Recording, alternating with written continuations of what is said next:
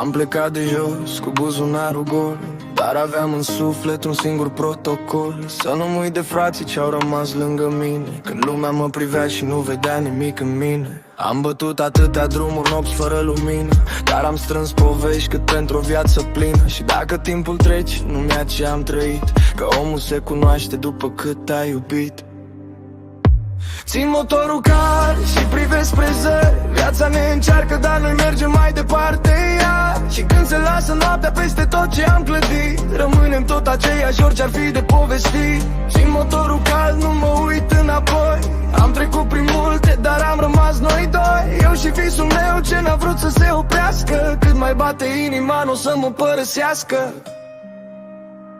Pe banca din cartier încă mai sunt amintiri, resete și promisiuni, planuri și iubiri. Unii au plecat departe, alții au rămas aici, dar în suflet suntem toți aceiași copii mici. Și dacă mâine vine cu furtuni și încercări, o să-mi caut liniștea printre vechile cărări. Că averea unui om nu stă în ce a adunat, ci în oamenii pe care ține aproape neîncetat.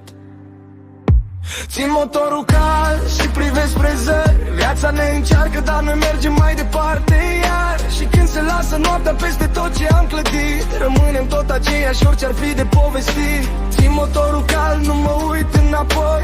Am trecut prin multe, dar am rămas noi doi. Eu și visul meu ce n-a vrut să se oprească. Cât mai bate inima, n-o să mă părăsească.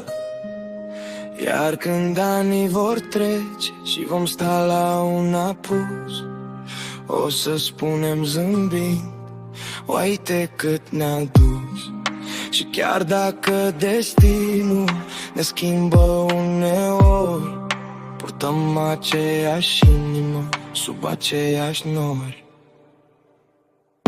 Țin motorul cald și privesc spre zări. Viața ne încearcă, dar noi mergem mai departe iar. Și când se lasă noaptea peste tot ce am clădit, rămânem tot aceiași, orice-ar fi de povestit. Țin motorul cald, nu mă uit înapoi. Am trecut prin multe, dar am rămas noi doi. Eu și visul meu ce n-a vrut să se oprească. Cât mai bate inima, n-o să mă părăsească.